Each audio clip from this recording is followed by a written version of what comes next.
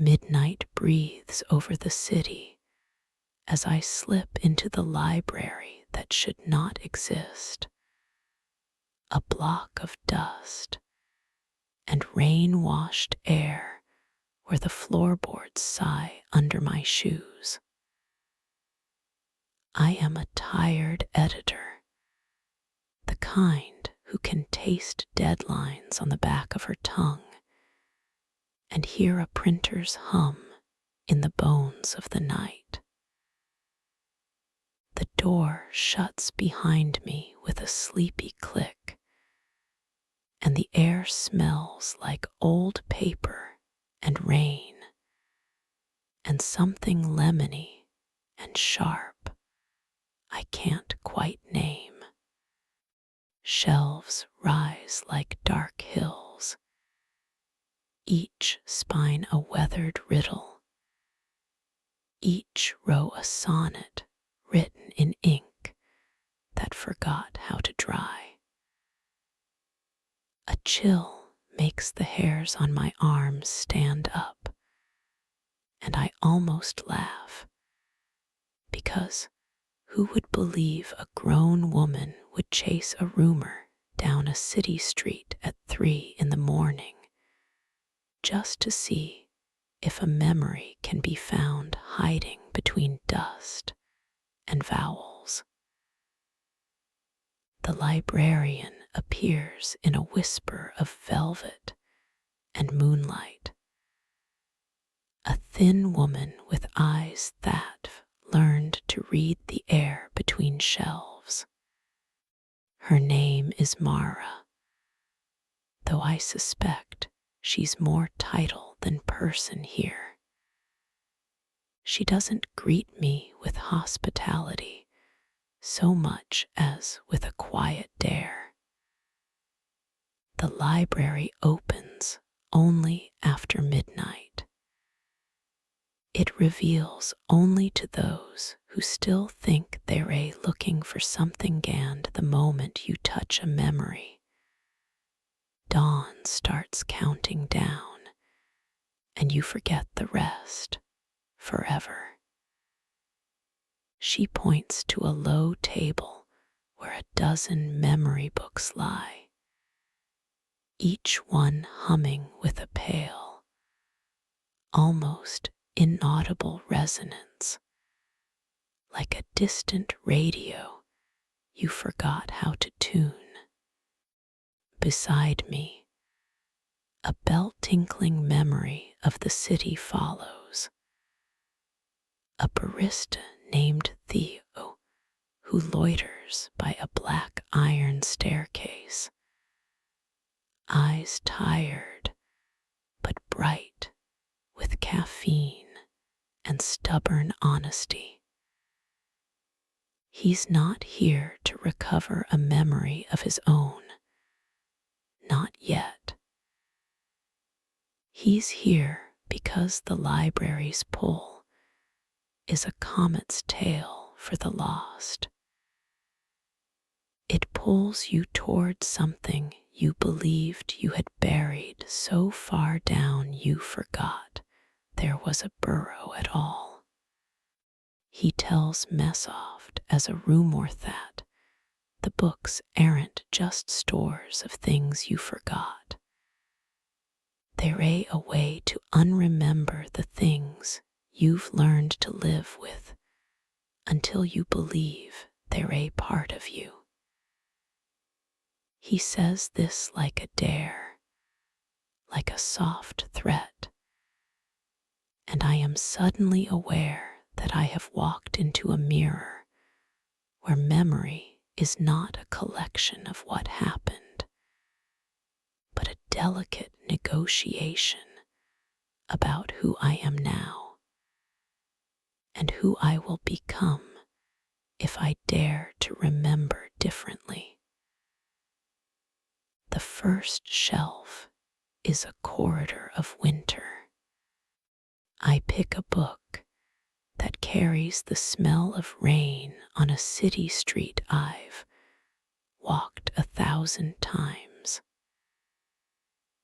The pages don't hold a memory so much as the echo of a memorized muffled thump of a door closing on a past version of myself,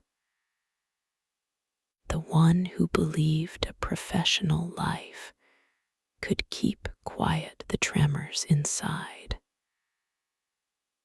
I read a line, and a thread pulls tight inside my chest. I once promised someone I would forget a thing I thought would break us both.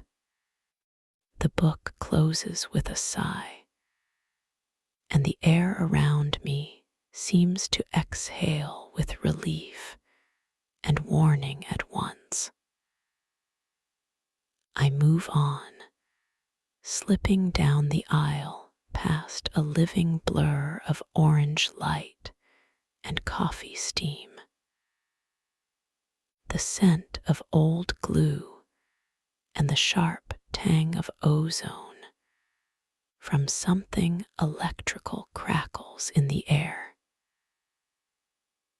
Theo wanders to a shelf that feels recently burned, his fingers tracing the spine of a memory that glows faintly like embers. He tells a story I've heard only in fragments. His father, a man of steady hands and broken promises, and a moment when Theo decided to forgive him or forget him. The book before him is not a memory he forgot. It's a memory he's trying to decide whether to keep or let go. The memory speaks in Theo's voice, as if his own past has learned to talk back to him from the page, asking for something he isn't sure he can give. Then Mara leads me deeper, down a velvet-stopped corridor where the air smells like rain on copper, and the light is the pale yellow of a late winter sun filtered through a bus stop window.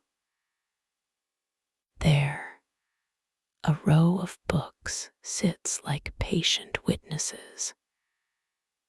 Each one drips with a memory that wants to be remembered, so it can tell the truth about who I am when I am not looking. I feel the weight of the room weight, not of gravity, but of choice.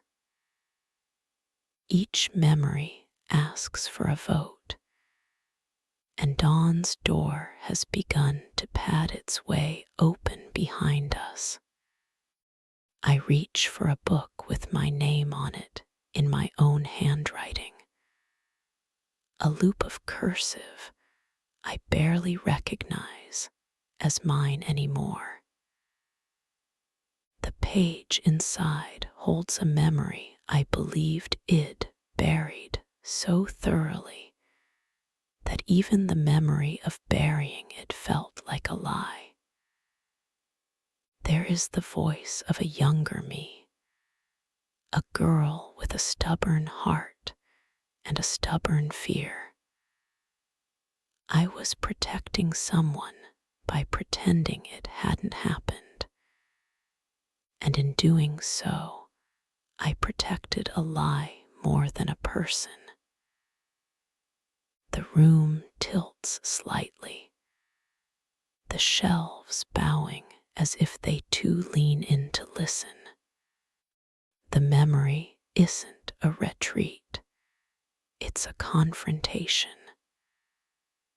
The memory shows me a scene I don't want to admit I witnessed, a scene that explains why I am exhausted all the time why the edges of the day feel like a marathon I can never win.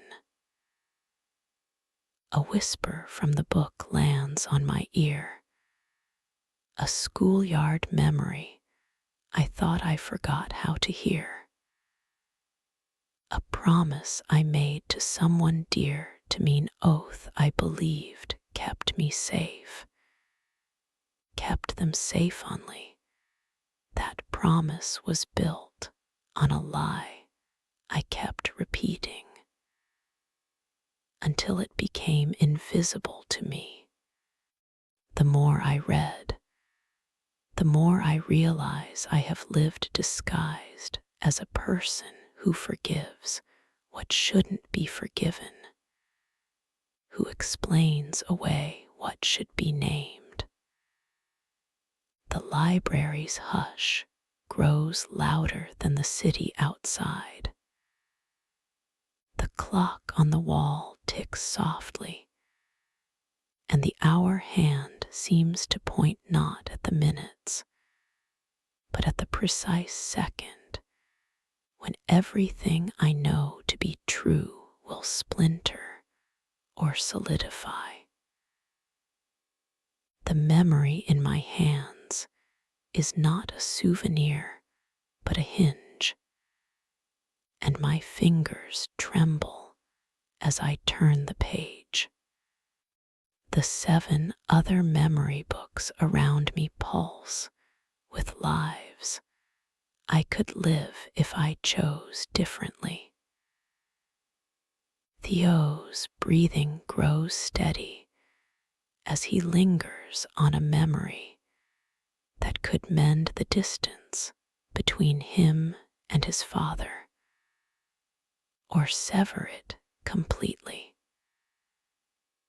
Mara watches me with that measured calm that says she has seen all this before and has learned which moments break people and which ones teach them to breathe again.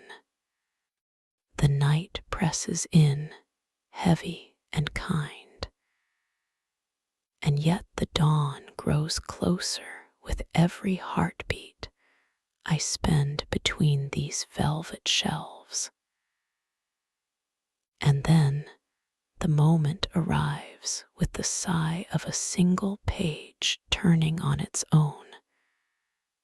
The moment when I feel the thread of who I am unwrap in a way that cannot be rewoven.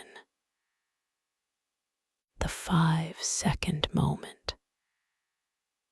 In that breath, I hear the truth, not a lesson, but a revelation.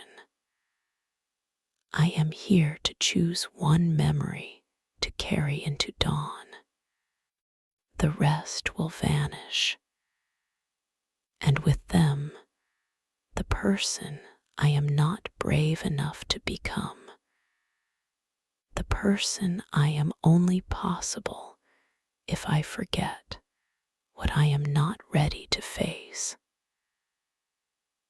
I stand with the book heavy in my hands, the room shrinking to the size of a heartbeat, and the weight of a single choice becomes the entire world.